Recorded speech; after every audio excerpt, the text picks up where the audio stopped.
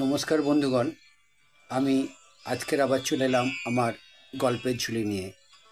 এখন নিয়মিত আমি তোমাদের জন্য পরিবেশন করছি কবিগুরু রবীন্দ্রনাথ ঠাকুরের ছিন্নপত্র, তার লেখা পত্রের সম্ভার। তিনি তার নিজস্ব জবানিতে সেই চিঠি লিখে রেখেছেন বা দর্শক, শ্রোতা এবং পাঠকদের জন্য তা লিপিবদ্ধ এবং ছাপার অক্ষরে আমরা তা পেয়ে যাচ্ছি। তাই তোমাদেরকে আমি সুবিধা মতো একটা একটা করে চিঠি পৌঁছে দিতে পারছি। আজকের যে চিঠিটি পাঠ করব সেই চিঠিটি রবীন্দ্রনাথ ঠাকুরের চিঠি সম্ভারের 10ম চিঠি। যে চিঠিটি তিনি লিখেছিলেন শিলাইদহে 1888 সালের নভেম্বর মাসে। তাহলে বন্ধুগণ, আমি আমার আজকের চিঠি 10 বা পত্র 10-এ প্রবেশ করলাম। শিলাইদহের অপর পারে একটা চরের সামনে আমাদের বোর্ড লাগানো আছে। প্রকাণ্ড চর ধুধু করছে, কোথাও শেষ দেখা যায় না। কেবল মাঝে মাঝে এক এক জায়গায় নদীর রেখা দেখা যায়। আবার অনেক সময়ে বালিকে নদী বলে ভ্রম হয়। গ্রাম নেই, লোক নেই, তরু নেই, তৃণ নেই। বৈচিত্র্যের মধ্যে জায়গায় জায়গায় ফাটল ধরা ভিজে কালো মাটি, জায়গায় জায়গায় শুকনো সাদা বালি। পূর্ব দিকে মুখ ফিরিয়ে চেয়ে দেখলে দেখা যায় উপরে অনন্ত নীলিমা আর নিচে অনন্ত পাণ্ডুরতা। আকাশ শূন্য এবং ধরণীয় শূন্য, নিচে দরিদ্র শুষ্ক কঠিন শূন্যতা, আর উপরে অশরীরীর উদার শূন্যতা। এমনতর ডেস্টিনেশন কোথাও দেখা যায় না। হঠাৎ পশ্চিমে মুখ ফেরাবা মাত্র দেখা যায় স্রোতহীন ছোট নদীর কোল। ওপারে উঁচু পাড়, গাছপালা, কুটির, সূর্যালোকে আশ্চর্য স্বপ্নের মতো। ঠিক যেন এক পারে সৃষ্টি, আরেক পারে প্রলয়। সন্ধ্যা সূর্যলোক বলবার তাৎপর্য এই, সন্ধ্যার সময়েই আমরা বেড়াতে বেরোই এবং সেই ছবিটা মনে অঙ্কিত হয়ে আছে। পৃথিবী যে বাস্তবিক কি আশ্চর্য সুন্দরী, তা কলকাতায় থাকলে ভুলে যেতে হয়। এই যে ছোট নদীর ধারে শান্তিময় গাছপালার মধ্যে সূর্য প্রতিদিন অস্ত যাচ্ছে এবং এই অনন্ত ধূসর নির্জন নিঃশব্দ চরের উপরে প্রতি রাত্রে শত সহস্র নক্ষত্রের নিস্তব্ধ অভ্যুদয় হচ্ছে। জগৎ সংসারে এ যে কি একটা আশ্চর্য মহৎ ঘটনা, তা এখানে থাকলে তবে বোঝা যায়।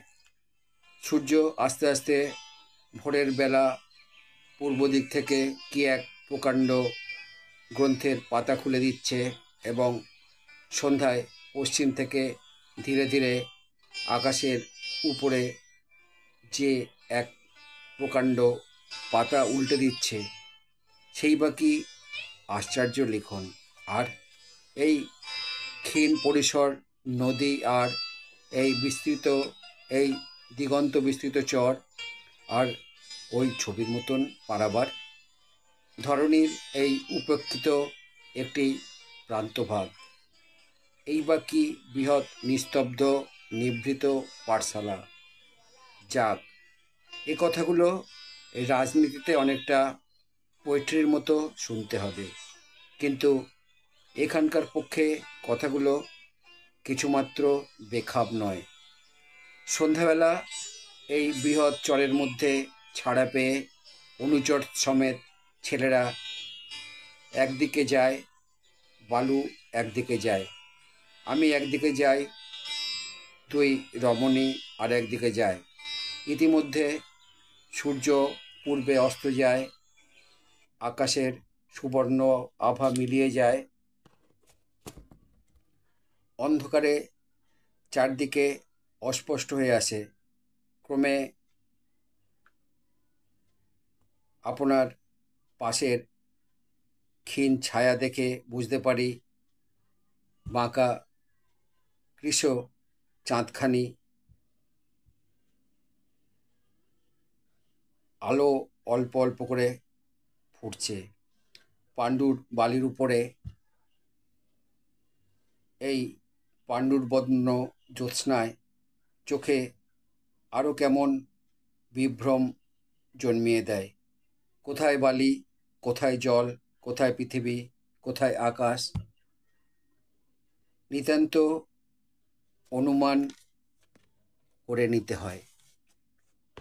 কাজেই সবটা জড়িয়ে ভারী একটা অবাস্তব মরীচিকার মতো মনে হয়। গতকল্য এই মায়া উপকূলে অনেকক্ষণ ধরে বিচরণ করে বোটে ফিরে দেখি ছেলেরা ছাড়া আমাদের দলের আর কেউ ফেরেনি। আমি একখানি কেদারায় স্থির হয়ে বসলুম। অ্যানিম্যাল ম্যাগনেটিজম নামক একখানা অত্যন্ত ঝাপসা সাবজেক্টের এই বই একটা বাতির ঝাপসা আলোতে বসে পড়তে আরম্ভ করলুম। কিন্তু কেউ আর ফেরেন না। বইখানাকে খাটের উপর করে রেখে বেরোলুম। উপরে উঠে চারদিকে চেয়ে কালো মাথার কোনো চিহ্ন দেখতে পেলুম না। সমস্ত ফ্যাকাশে ধুধু করছে। একবার বলু বলে পুরো জোরে চিৎকার করলুম, বলু! কণ্ঠস্বর হু হু করতে করতে 10 দিকে ছুটে গেল, কিন্তু কারো সাড়া পেলুম না। তখন বুকটা হঠাৎ চারদিক থেকে দমে গেল। একখানা বড় খোলা ছাতা হঠাৎ বন্ধ করে দিলে যেমনতর হয়। গফুর আলো নিয়ে বেরোলো, প্রসন্ন বেরোলো, বোটের মাঝিগুলো বেরোলো। সবাই ভাগ ভাগ করে ভিন্ন ভিন্ন দিকে চললুম। আমি একদিকে বলু বলু করে চিৎকার করছি, প্রসন্ন আর একদিকে ডাক দিচ্ছে, ছোট মা, ছোট মা। মাঝে মাঝে শোনা যাচ্ছে মাঝির শব্দ, বাবু, বাবু করে ফুগড়ে উঠছে। এই মরুভূমির মধ্যে নিস্তব্ধ রাত্রে অনেকগুলো আর্তস্বর উঠতে লাগলো। কারো ছাড়া শব্দ নেই। গফুর দু একবার অতি দূর থেকে হেঁকে বলল, দেখতে পেয়েছি, দেখতে পেয়েছি। তারপরেই আবার সংশোধন করে বললে, না, না। আমার মানসিক অবস্থাটা একবার কল্পনা করে দেখো। কল্পনা করতে গেলে নিস্তব্ধ রাত্রি, ক্ষীণ চন্দ্রলোক, নির্জন নিস্তব্ধ শূন্য চর, দূরে গফুরের চলনশীল একটি লণ্ঠনের আলো, মাঝে মাঝে এক এক দিক থেকে কাতর কণ্ঠের আহ্বান, এবং চতুর্দিকে তার উদাস প্রতিধ্বনি, মাঝে মাঝে আশার উন্মেষ এবং পর মুহূর্তে সুগভীর নৈরাশ্য। এই সমস্তটা মনে আনতে হবে।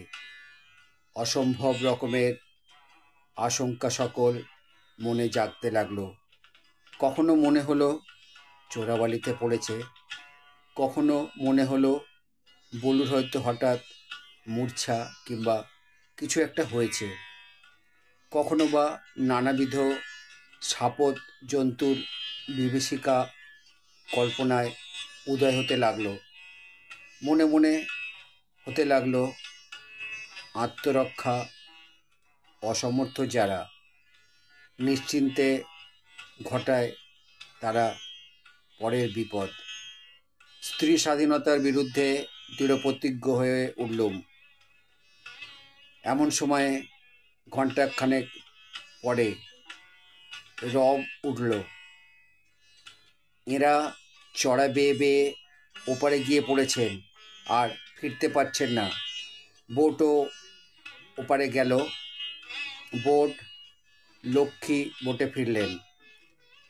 তবু বলতে লাগলো, তোমাদের নিয়ে আমি আর কখনো বেরোবো না। সকলেই অনুতপ্ত, শ্রান্ত, কাতর। সুতরাং আমার ভালো ভালো উপাদেয় ভৎসনার বাক্য হৃদয়েই রয়ে গেল। পরদিন প্রাতঃকালে উঠেও কোনো মতেই রাখতে পারলুম না। শেষ হলো ওই রবীন্দ্রনাথ ঠাকুরের দশম চিঠি বা দশম পত্র। স্মৃতির ভেলায় ভেসে তিনি এই স্মৃতি রোমন্থন করছেন। রবীন্দ্রনাথ ঠাকুরের সেই স্মৃতি রোমন্থন যদি আমার বন্ধুদের ভালো লাগে, তাহলে আমার চ্যানেলে এসে লাইক, শেয়ার, কমেন্ট করবে। আমার চ্যানেলে নতুন বন্ধু হলে চ্যানেলটি সাবস্ক্রাইব করবে এবং নতুন পুরানো সব বন্ধুর কাছেই আমার একান্ত অনুরোধ, আমার চ্যানেলের বেল আইকনটা অন করে রাখবে। তাহলে আমার পাঠানো সমস্ত প্রোগ্রাম খুব সহজেই তোমাদের কাছে পৌঁছে যাবে। আবার নতুন ভিডিও নিয়ে, নতুন গল্প নিয়ে আমি তোমাদের কাছে ফিরে আসব। নমস্কার বন্ধু।